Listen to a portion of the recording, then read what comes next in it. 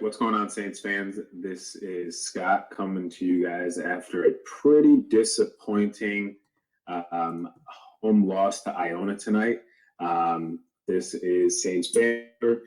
This is our post-game show for the Iona-Siena game, January 27th at the Times Union Center. Saints lose 77-66. All in all, loss. I think this was a game that a lot of Saints fans had dropped up as a winnable game.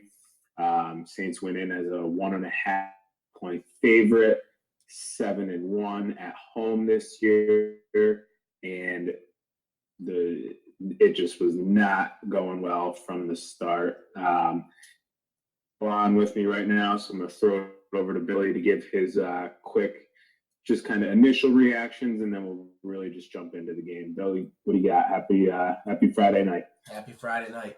Tough start to the weekend. I mean, going to the game thinking you're going to win. Siena brings a big crowd out, and they get thrashed. I mean, the 11-point deficit or loss doesn't even describe the game. Siena never had a chance from the opening tip-off. We pulled, within, I think, 2 or 3 at one point. And 28-30 with, I think, probably a few minutes to go in the second half. And then Iona went on a 14-4 run, I think. Yeah, so, I mean, just a thrashing. I mean, it just clearly defined to me that you have Monmouth, which we'll talk about how they did later tonight, and Iona as your top two. And then you have the next tier of possibly St. Peter's and Siena, and then the bottom barrel of the MAC. So it kind of more put some separation for me. It's definitely a thrashing, disappointed loss. But it's kind of what you expect. Yeah, the thing that sucks with this is that this was really a game for Iona or Siena to kind of separate themselves from that pack of 4. Now Iona moves to 7-4. Siena's sitting there at 6-5. That is literally only a game away from all the other MAC teams that were 5-5. Actually, QU lost tonight, but still, I mean, the upcoming MAC schedule and the games that happen tonight and the games that are upcoming over the weekend. But just kind of a disappointing loss. I mean, if they went down to Iona and lost like this, it is what it is. But like you said, I mean, they just really did not have any chance. The coaching, plan, I mean, I don't know. It was non-existent. I mean, I don't know what your thoughts are on how we prepped for this game, especially with 4 days rest coming into it. Well, I mean, that's the shocking part. I mean, look, we all know Jimmy's famous excuse. Oh, short rest, on the road, short rest. Well, there's no excuse for this. We had 4 days. Legs were good. We were hot shooting coming into the game. To me, it almost seemed like we didn't practice for 4 days. Our shooting was ice cold. Marquise never really got in the flow. Bisping never got in the flow. Now, you got to give some credit to Iona.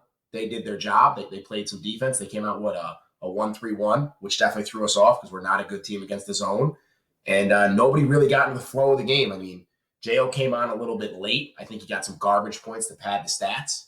But, I mean, overall, it was really disappointing to see the team come out with no urgency, really no desire to play. I mean, you played in college, Scott. You can play basketball. You played some baseball. But, big games like this, chance to separate yourself from a division, that's when you take something over. It's just there's no urgency, and there never has been in this group. It's a tough thing to talk about.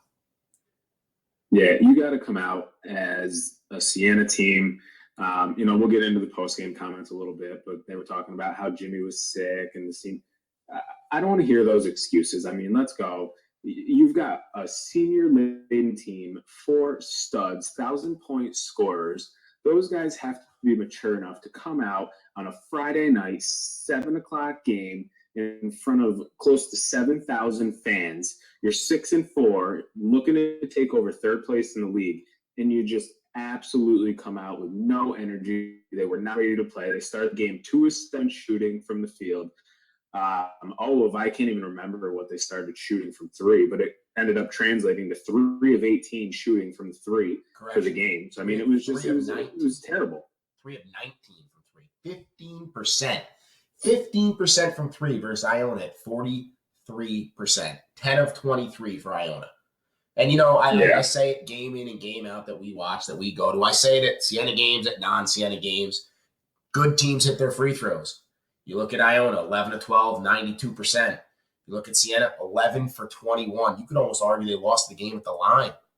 That's incredible to me. How does a Division I college team shoot just over 50% for a night at home? Yeah, I mean that was the issue earlier in the year, and then it goes back again to your seniors. Marquise Wright at one point missed 4 free throws in a row, and that was in the first half when we were still in the game. At it to within 28 to 30. But this is a game that Siena literally did not lead the entire game. They were tied, I think, maybe once, maybe twice. I think it was 4-4. That's the last time I can remember it being tied. I agree. I think 4-4 was the last tie. It really came down. You saw the difference in athleticism. I mean, Cluis, obviously, we all rip on him here up in Albany, New York, for the type of recruits that he gets or the transfers that he takes in. But, I'll give him credit. He gets players that fit his system. He gets players that like to run up and down the court. He finds shooters. He finds athletes. That's something that I feel that this staff and Siena recently, in the past 7 years, has really struggled with, really getting the athletes on campus. And it showed tonight. I mean, they ran us up and down the court. There were times Iona was laying the ball up in the bucket, and Siena, guys hadn't even passed half court yet. I mean, flat out embarrassing at times. And I will say, I mean, like J.O. finished 6 of 10 from the field. 16 points. Marquise also had 16 points, but I think Marquise was like 6 of 15. The shooting was terrific tonight. And half, I think I tweeted out, J.O. is just so weak down low this year. He's literally getting rebounds ripped away from him by guards. He's not going up strong. He finally converted in a transition. Washington got called for a block, and J.O. converted to the 3-point play. But, I mean, it's just he's definitely not the same player that he was the last couple of years. And if you think that he's anywhere near the defensive player of the year in the MAC that he was last year, then you're crazy. I mean, he's just not the same player. I have to agree. I mean, we keep going back to J.O. not being the same player. I agree. I feel like he's getting guarded a little differently this year. Teams watched a little more tape on him, a little more expectation this year, so teams prep for him a little more. But yeah, he's definitely playing soft. I was just going to say, it might have been a good game plan by Iona because I feel like they really did take Long and Bisping out of the game early. I mean, Bisping just did not have his shot. It almost seemed like he didn't want to take his shot early in the first half. So, I mean, maybe it was that, there was more pressure on J.O. and there's more looks than he's used to this season because Bisping and Long just really were not factors, but I don't know. I mean, Bisping always struggles against teams that are athletic. He needs screens. He needs other players to help him get his shot off. So, I mean, that was a little expected, and I thought he'd shoot a little better than he was 5 of 14. So, yeah, I thought he'd do a little better than that. So, the player that shocked me was Tommy Herter. To see him pick up 11 minutes was definitely shocking for me. He must have had a good week of practice. It shows that Jimmy is definitely a little crazy with substitutions. We had some chemistry that was working to put us 5 of 6. You could argue 6 of 6 if Keese wasn't suspended. But then you see guys like Smitten pick up only 7 minutes. A guy like Sammy Friday, who I thought might end up being a little bit of a factor in this game, playing 1 minute.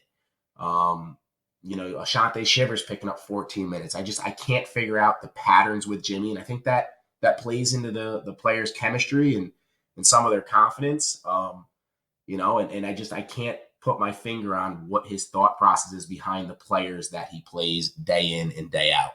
No, I mean, I agree. I mean, it just goes back to it's been like this season. I mean, it's been a revolving door as far as substitutions. Can't make a mistake without coming out. Guys really just do not understand, especially the guys on the bench. But it is very interesting. I would have thought that Friday would have seen a few more minutes, especially because, I mean, Washington really wasn't that big of a factor again tonight. And what's funny is a point that I was going to make is coaching. It's really funny how Washington didn't play great tonight. He was all right on defense. He definitely, caused some issues on for the Saints on the offensive end. him come in the game for a little while, and it was just very funny to see that he didn't come into the game.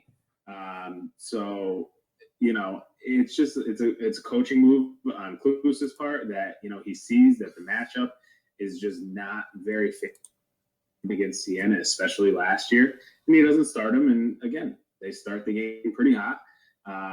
He was not a big focal point in their offense tonight, and they dominated the game from start to finish. Yeah, I totally agree. I don't think Washington in his time at Iona has been much of a factor against Siena. And I give Cluis credit for putting a lineup out there and a matchup that seemed to work. And I look at on the other side of the coin. I'm not sure that our coaching staff was able to do that. And kind of speaking to the coaching staff, I mean, we both listened to the Watson there at the end of the game and his speak and talking about how the team needs to be mentally prepared a little better, and that Coach Patsos was sick, and that Iona is. He said something about them being one of the top mid majors in the country, which I'm not sure I agree with. What are your thoughts on that? It's crazy. I mean, as far as Jimmy being sick, that's completely understandable. You as an assistant coach, Greg Manning, I mean, step up, get these guys ready. It's fine that Jimmy was sick tonight. The general said that Jimmy didn't want that to be known. That's fine. I mean, people are going to be sick. It doesn't mean that the 4 days leading up to that, don't get your team prepared to come out on a Friday night in front of 7,000 fans and be ready to play a team that is a major team. I mean, let's be honest. Let's call a spade a spade. Iona's 1-3 on the road coming into tonight in the MAC. They are, a team that has been okay out of conference. They beat Nevada in a neutral court up in Alaska. Decent win, nothing crazy. I think Lowe talked about it yesterday. And I own a team of the past with AJ English on it. And, he goes out there in the post game and says, oh, this is one of the better mid-major teams in the country. Actually, they're not, because if you look at the standings, as far as the top 25 mid-major teams, they aren't even receiving a single vote. So, I mean, they're okay. They're nothing that, To piggyback off that, the more alarming part for me was already the speak about everybody trying to position themselves for the 3 days in March. The 3 days in March. We're already onto that banner. All season, all early on in the season, it's all about the MAC once we started to lose. Now we're losing in the MAC, and now it's all about 3 days in March. Well, we just clearly showed in my eyes tonight we can't protect our home court. We're not nearly as athletic nor talented as an Iona team. And geez, I mean, did you see Monmouth put up 97 tonight? I don't even want to see what they're going to do when they come here. I think it was 95, but yes, you're right. I mean, they're averaging close to 100 points. Some of the crappy teams in the conference. The thing that is crazy to me is that Siena hasn't beat Iona on its own home floor in, I think, the last 6 years in the regular season. And then I don't even know about the tournament, but last year they obviously lost to them in the tournament. So that's 7 in a row at least. So, I mean, who's to say that this team that went out and, the score was 11 points, but it was more of like a 20-point blowout tonight. Where is any confidence that Siena is going to have the ability to play with Iona come tournament time? I mean, I just don't see it. I'm with you. I completely agree. One last point I want to bring up about the game was, man, doesn't Siena assist in getting players out of slumps? I mean, Much was in a huge slump. He actually took a leave of absence from the team for a while, comes out to Siena, plays against our porous defense, and puts up a 20-point night. Siena always helping out the opposition and getting their better players out of a slump. Yeah, talk about the opposite as far as a big role player such as Deshaun Much and Nico Clare have kind of taken different paths. I mean, I'm not going to come to necessarily, but both kind of have some personal issues, obviously. I don't think it's really come out in specifics what Much's issues were other than quote unquote personal issues. But, I think he would, and he has struggled since coming back. But again, like you said, playing against Siena, he got out game 20 points. I mean, he was dominant tonight. Yeah, I mean, him and the other guard there definitely took the game over. I mean, it was fun to watch. I mean, it was, awful to watch in Santa Fe, but fun to watch and see a couple of guys who could drain some shots and look like athletes in the mid-major level. They're always fun to watch. But there's really not much more I have to say about the game. I mean, it kind of sums it up when you shoot 41% from the field, 15% from three, and 52% from the line. You're not going to win many games. Tip my cap to Cluis. Great game plan. Took Bisping, Jo, and Long right out of the game. Forced Siena to shoot, which we know they struggle with. And hey, I mean, Siena's gotta find a way to move on and win a tough game out in Quinnipiac now. That's not going to be an easy win, and hopefully they come out hungry. We can't go on a losing streak this time of the year. Yeah, absolutely. Like we said, I mean, Quinnipiac has definitely beat some decent teams in the MAC at home this year. They got smoked by Monmouth tonight. Not really a surprise there, but going to be a game that I think is a must win, especially if you want Siena to finish out, 7-3, 6-4, like we said. But it'll be a test. We'll see. This team has obviously not been good on the road,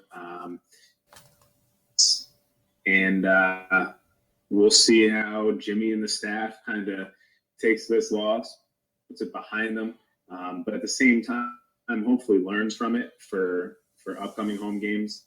And then let's hope they can come out Monday night a little more prepared and ready to play on the road and take one from. Yeah, I mean, with this team, you never know on the road. So let's take a quick look at the upcoming schedule just to kind of run down it for Siena, just to follow up a little bit of what we did yesterday. We're at Quinnipiac, obviously, on Monday night. Then Canisius comes to our barn on the 4th. And then we're back at it with Iona. I mean, I'd like to say we should be able to go 2 of 3. Maybe Iona looks past us. We steal one down there, but I don't really want to think that. But I think 2 of 3 would suffice to get us where we need to be. We need some other teams to help us take care of business. Let's hope that's the only spin zone that we can take on tonight is that Iona basically came in our barn, did what they wanted tonight, and then we'll go down there like we did last year and hopefully steal one on the road from them. But, I mean, after tonight's performance, I don't know. We'll see. They need to cool off a little bit shooting. Yeah, I don't know if they ever cool off. Maybe Siena needs the heat back up. I wish Siena could shoot like them. I think they cool off. It's just never against Siena. Nobody ever cools off against Siena. All right. So we will kind of wrap up the Iona game right there. Overall pretty shitty loss. Hopefully the fans can turn out for the next home game. Other than that, kind of around the MAC, we had one game tonight. Like we said, Monmouth blew out Quinnipiac at Monmouth. That's kind of what we were talking about. Sorry, earlier we were saying Monmouth was averaging, but they threw up 95 tonight. Tomorrow you got Marist Fairfield, and Bill, jump in if you got any comments about these games. Marist Fairfield, not really any implications on the standings right now. Right now, I mean, it's pretty tough with to talk about any of the games right now. Look at the middle of the pack where Siena kind of put themselves tonight. Every game matters at this point. Like I was saying earlier, we need some teams to help us take care of business to kind of secure a top 4 spot up. I think top 2 is clearly out of the picture at this point. I know it's only one game to Iona, but we clearly looked overmatched. I'm still hoping we can land in that top 4, and we're going to need some help from some teams. Yeah, it's going to be tough. And then the other game tomorrow, there's a couple. You got Manhattan is at Canisius, and Manhattan is coming at Niagara. So to see Manhattan sweep the West Coast swing would be shocking. So I think Canisius is a 7-point favorite in that game, which would be a little bit heavier of a favorite, especially Manhattan coming off short rest. But God, if Manhattan could pull off that sweep and take Canisius out, bring them to 5-6, that'd be pretty sweet. Oh, that would help us a ton. I mean, I thought it would turn the opposite. I thought Masiello's team might pack it in after the Siena loss, but maybe spark something there with his little rant, and they go on a little run here. Screw Masiello. And then we got tomorrow, Ryder is at Niagara. Ryder is a 1-point favorite. Obviously them heading out on the West Coast. Ryder, we'll see. We'll see. I mean, both bunch of athletes. Both, I don't know. Niagara. I don't know what's going on with that program since Mahalik went down to Hofstra. It's been a revolving door with players. And Ryder, if they ever figure out a way to put it together, they're a dangerous team. I said it the other night. Yeah, they got some shooters, and they definitely got some athletes. And then Sunday, one game on the slate as far as the MAC. We got St. Peter's is playing at Iona, obviously coming off short rest, playing tonight in Albany. But just a short trip back down to New Row for their game. St. Peter's, this game is going to be for second place. So interesting game. I don't know. We'll see. I would assume that will probably be close to pick 'em, maybe Iona by 2 or 3. Yeah, and it's a short travel for St. Pete's. Jersey City up to New Rochelle. I would agree. It's probably going to open up a pick 'em game. St. Peter's going to grind the game out, force Iona to play their game. That's what St. Peter's does best. They force teams to play that kind of ugly, grinded out basketball. Be interested to see how that game turns out. But I agree. I think it'll be a pick 'em. Yeah, we'll see. And then Monday we got QU. So we'll see what happens. I'm hoping that Siena can go out there and take that game on Monday. Other than that, I got to do a really quick. I want to get serious for a minute here. I want to do a quick in peace to Austin Dillon of Oregon. If anybody hasn't seen this, he had a pretty horrific injury last night. He's a guard for Oregon, and I'm kidding if you've actually seen this play. It was the worst flop I think I've ever seen, barring some of the LeBron flops. But Bill, I don't know if you saw this one. It honestly looked like he was a character in a movie that was getting pushed by like an invisible force. It was unbelievable. It was the worst flop I think I've ever seen. No, I haven't witnessed it yet. I plan on checking it out, but a little rest in peace, a little moment of silence for him. Yeah. No, so I was just going to say, Austin Dillon of Oregon, you got to go check that out. It'll be all over the internet, but this flop is fantastic. So we want to thank you guys for checking in. Shitty loss. Hopefully the fans will turn out at our next home game next week. But you can follow us at Banter on Twitter, and then all have any questions or comments or follow-up, you can hit us up on Gmail. Our email is saints.banter@gmail.com. Go Saints. Thanks, guys. Thank you very much. Send any questions our way. We'll answer them next time out. All right. All right. Have a good night, everybody.